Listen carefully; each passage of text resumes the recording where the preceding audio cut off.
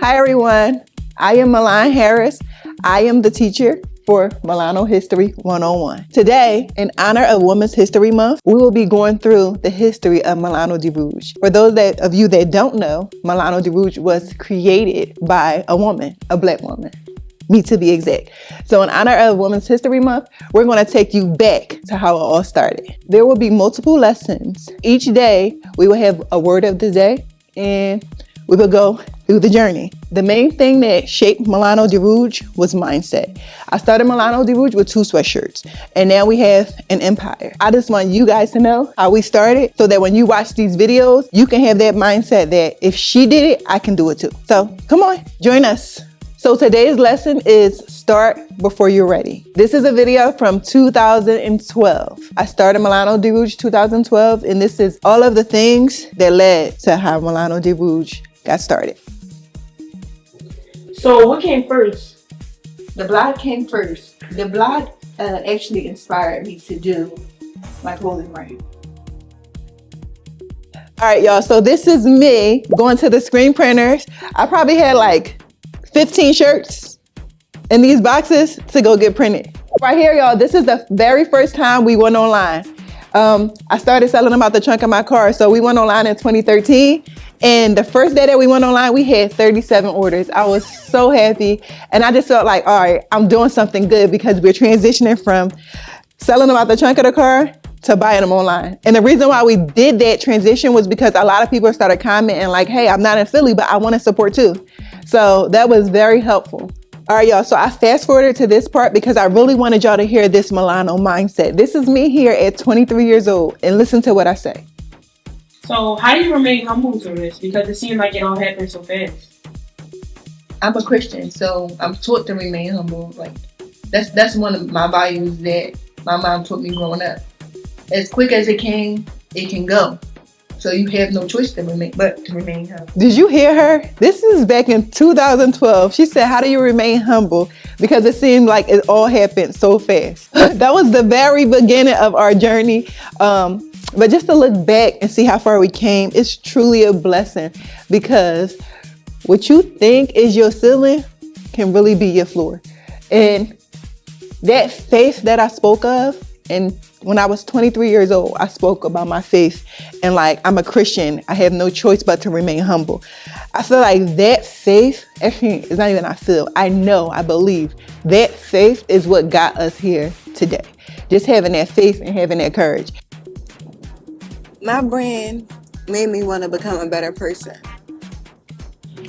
I set high standards and values for my brand, just so I can be able to fill those shoes.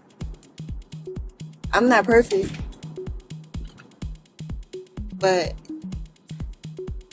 if you knew me before I started my brand compared to now, you'll see the growth. I know I see the growth. And I thank God every day for allowing me to have this brand and for allowing it to make me grow. 2, 3. Making dreams reality.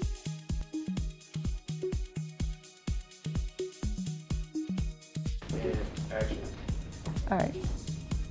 Okay, y'all, so as you can see from watching that video, one of the things that stuck out to me the most and what I want to give you is initiative. I started Milano Di Rouge with 2 sweatshirts, and now we have an empire. If I did not take the initiative, we would not be here today. If I did not take the initiative, I would not be able to provide jobs for my team that I have today. So taking the initiative was truly important. If you have a dream, if God placed something on your heart, know that He did not just place it on your heart. He wants you to execute because other people's purpose is connected to your dream. So taking that initiative is very important. Another thing that I touched on was self-motivation. A lot of times you have people motivating you and you have people clapping for you.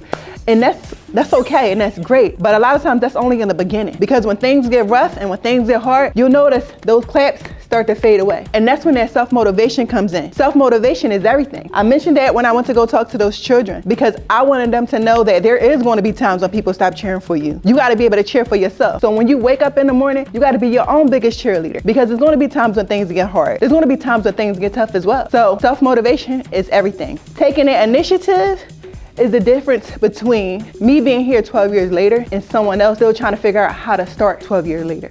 You don't have to have things perfect. I know people that started when I started and they never put out content, they never put out work because they wanted it to be perfect. Me, I started with 2 sweatshirts. I didn't have a full production. I wore one and I sold one. And that is the mindset of a Milano dreamer. Don't wait for everything to be perfect. Don't think that you have to have it all figured out. Faith, I talked about my faith as well. That was me 23 years ago. I spoke about my faith and about me being humble and about me being a Christian. Faith is so important to me. We are here in this 21,000 square foot building because of faith. Faith is not having to see the full staircase to take the first step. That initiative is taking the first step without seeing the full staircase. Faith is knowing that God gonna make a way. You just gotta meet him halfway and take that step. I want you to leave this lesson today with initiative. That is our word of the day. I'm happy for you guys to join us on Milano History 101, and make sure tomorrow's class you bring a notebook because there are more lessons to be taught. Thank you.